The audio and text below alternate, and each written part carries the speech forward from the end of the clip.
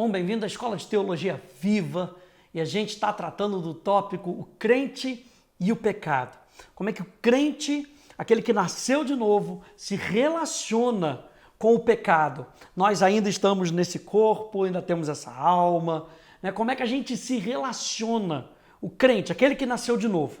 E a gente viu no último vídeo, 2 Coríntios capítulo 5, verso 17, nos lembrando que se alguém está em Cristo, é nova criatura. As coisas antigas já passaram, eis que tudo se fez novo. E a gente falou um pouco sobre o nosso novo posicionamento, uma nova disposição de vida. Eu e você fomos libertos do pecado, fomos redimidos da mão do inferno e vivemos num novo relacionamento com Deus. Só para encher o teu coração, se você quiser, dá uma olhada na apostila de novo, né, falando sobre tudo aquilo que você ganhou por estar em Cristo Jesus, né? Todo o seu relacionamento mudou. A gente viu Efésios capítulo 4, a gente viu Colossenses capítulo 3. Eu só queria te lembrar que existe agora uma nova disposição no seu coração. E é isso que a gente quer ver nessa nossa aula de novo. Existe uma nova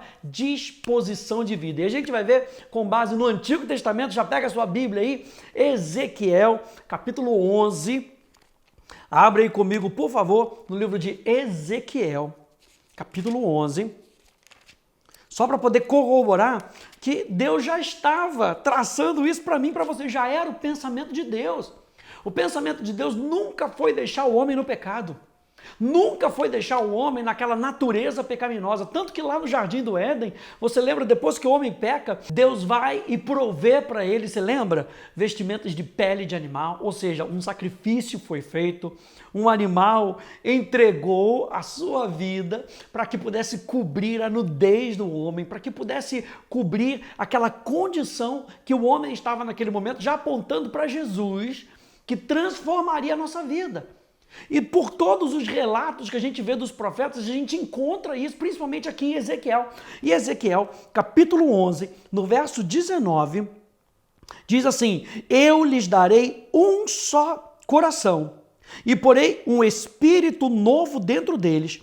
Tirarei deles o coração de pedra e lhes darei coração de carne. O que ele está fazendo? Um só coração. A gente já vai entrar aqui um pouquinho, né, nisso que a gente quer falar agora, na próxima aula. Não são duas naturezas, uma natureza apenas, um só coração. Eu vou tirar aquele coração dominado pelo pecado e eu vou colocar um coração, um espírito que possa responder aquilo que eu estou influenciando eles. Olha só outra passagem, Ezequiel capítulo 18, vai lá comigo, Ezequiel 18, do 30 ao 32, diz assim: portanto eu julgarei, cada um segundo seus caminhos.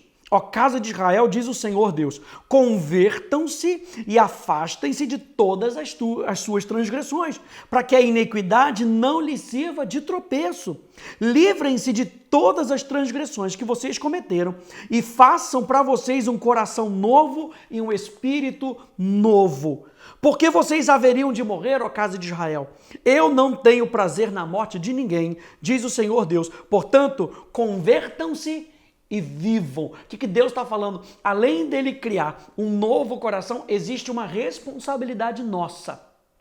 Não de criarmos nós mesmos um novo coração, mas de aceitarmos o coração que ele está nos dando. Aceitarmos essa condição, essa nova condição. E ele deixa bem claro assim: convertam e vivam. O que Deus quer com cada um de nós, com cada cristão, é que eu e você possamos viver. Mas antes existe uma disposição de abandonarmos o pecado, de nos arrependermos, de sairmos de debaixo do domínio, porque eu e você, a gente não conseguiria fazer isso, gente, por nós mesmos. Eu e você não conseguiríamos sair da tirania do pecado. Mas uma vez que a graça, como a teologia chama, a graça proveniente, Deus chegando para mim e para você e apresentando uma nova perspectiva e você dizendo sim, nesse momento você se arrepende do seu pecado, da sua vida dominada pelo pecado, você entrega o seu coração para Jesus, você passa a ser uma nova natureza. É nesse momento que eu e você aceitamos o novo coração e a nova disposição que Deus nos dá. Ezequiel capítulo 36, vá um pouquinho mais para frente. Ezequiel capítulo 36, do verso 22 até o verso 33. Acompanhe comigo aí na sua Bíblia. Diz, portanto, diga à casa de Israel, assim diz o Senhor Deus. Não é por causa de vocês que eu faço isso, ó casa de Israel, mas pelo meu santo nome que vocês profanaram entre as nações para onde vocês foram. Revelarei a santidade do meu grande nome, que foi profanado entre as nações, o qual vocês profanaram no meio delas.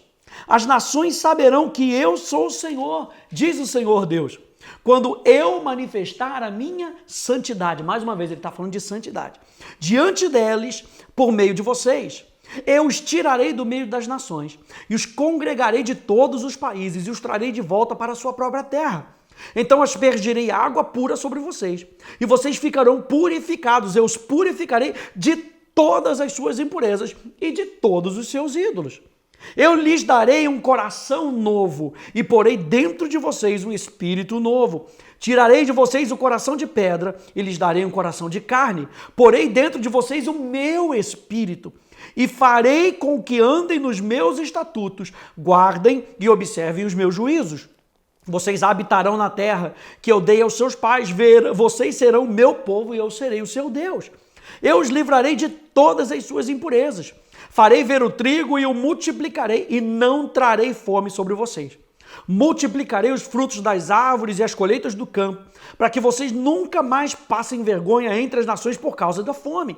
Então vocês se lembrarão dos seus maus caminhos e das suas ações que não foram boas e terão nojo de vocês mesmos por causa das suas iniquidades e das suas abominações. Não é por causa de vocês, fique bem entendido, que eu faço isso, diz o Senhor Deus. Fiquem envergonhados e confusos por causa dos seus caminhos, ó casa de Israel. Assim diz o Senhor, no dia em que eu os purificar de todas as suas iniquidades. Então farei com que as cidades sejam habitadas e as ruínas sejam reconstruídas. Eu gosto quando ele fala aqui de tirar o coração de pedra, nos dar um coração de carne, por dentro de nós o nosso espírito, e ele mesmo vai fazer com que a gente ande na presença dele, na palavra dele. Veja, nos seus estatutos, verso 27, guardem e observem os meus juízos. Vocês vão olhar para vocês e vocês vão ter nojo daquela vida de pecado, daquela vida de iniquidade. Por quê? Porque vocês vão ter uma nova disposição. João capítulo 3, verso 3 e verso 37, vai lá comigo também.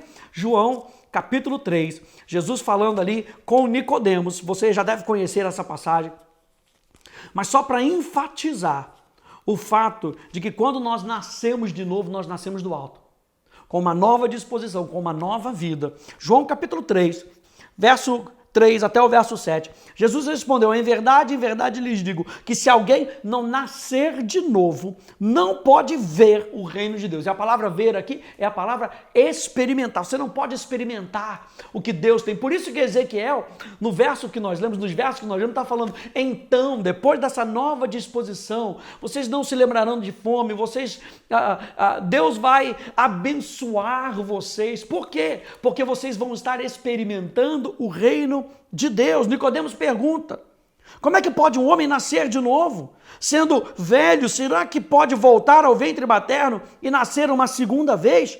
Jesus respondeu, em verdade lhes digo, quem não nascer da água e do Espírito não pode entrar no reino de Deus. O que Jesus estava citando aqui para Nicodemos? Jesus estava citando Ezequiel capítulo 36. É justamente, anota na sua Bíblia, que Jesus estava citando Ezequiel capítulo 36, porque ele fala o quê? Ele fala de purificar no capítulo 36. Ele fala daquilo que vai nos purificar. E quando fala de nascer da água, está falando justamente a palavra que limpa. A palavra que purifica as nossas vidas de toda iniquidade. E quando ele está falando de nascer do Espírito, ele está falando da verdade que vivifica. Aleluia! Quando nós nascemos da palavra e do Espírito, nós somos purificados e vivificados. Ele continua dizendo, o que é nascido da carne é carne, o que é nascido do Espírito é Espírito. Não fique admirado por eu dizer, vocês precisam nascer de novo. E a admiração que Jesus estava com Nicodemos naquele momento era que Nicodemos tinha que entender Ezequiel capítulo 36. E parece que isso tinha fugido da mente. E daí, Nicodemos não estava entendendo esse processo. Jesus está falando, mas está escrito. Eu deixei registrado. Eu deixei registrado lá em Ezequiel para que você entendesse que é necessário nascer da palavra e é necessário nascer do Espírito.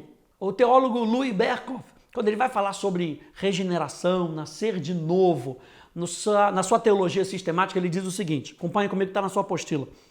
Regeneração é o ato de Deus pelo qual o princípio da nova vida é implantado no homem e a disposição dominante da alma é tornada santa. E o primeiro exercício santo dessa nova disposição é assegurado.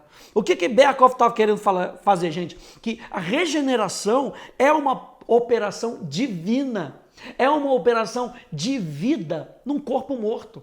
A Bíblia fala, e nós vimos lá em Efésios, que nós estávamos mortos nos nossos delitos e pecados. Quando Deus entra com a sua intervenção divina, ele gera vida no nosso coração. É uma mudança radical na sua e na minha natureza, gente.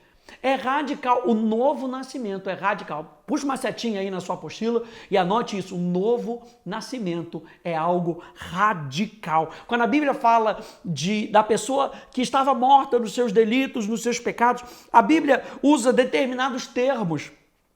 A Bíblia diz que essa pessoa está espiritualmente morta, está cega, ignorante, de um coração duro, escravo do pecado, sob o poder das trevas, incapaz de entender as coisas espirituais, incapaz de mudar-se a si mesmo, impuro.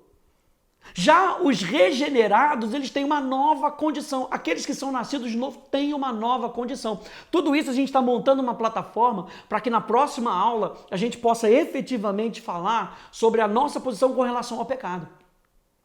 Então, gente, John Owen, na sua obra O Espírito Santo na Regeneração, escreve o seguinte: essa nova criação não é um novo hábito formado em nós, mas uma nova capacidade e faculdade.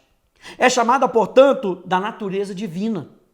Essa nova criação é o revestir de uma nova capacidade e faculdade criada em nós por Deus e que traz a sua imagem. A regeneração renova as nossas mentes. Ser renovado no espírito das nossas mentes significa que nossas mentes possuem agora uma nova e salvadora luz sobrenatural, que as capacita a pensarem e a agirem espiritualmente.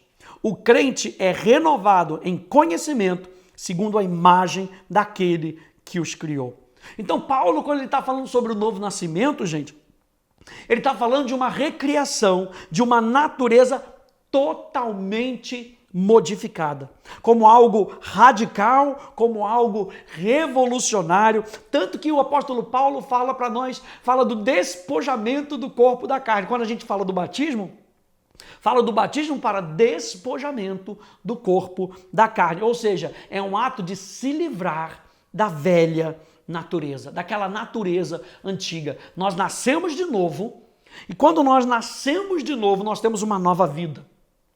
O ato do batismo, gente, ele é tão sobrenatural. O ato do batismo, ele não nos confere uma nova vida. O ato do batismo é um sepultamento da velha natureza. É algo que, se a gente pudesse dizer, ritualístico, mas não algo morto. Algo que nós fazemos por consciência, sabendo que a nova natureza é viva e a velha natureza é morta. Nós estamos vivos para Deus e estamos mortos para o pecado. Os desejos do nosso coração, então, começam a ser modificados, gente. Existe uma nova disposição dentro de mim e de você que nascemos de novo e todos os nossos desejos são modificados. A gente vai falar sobre isso um pouquinho mais para frente, quando a gente falar sobre a obra da santificação. Como isso opera na nossa vida. O cristão, então, gente, ele não passa a ter duas naturezas.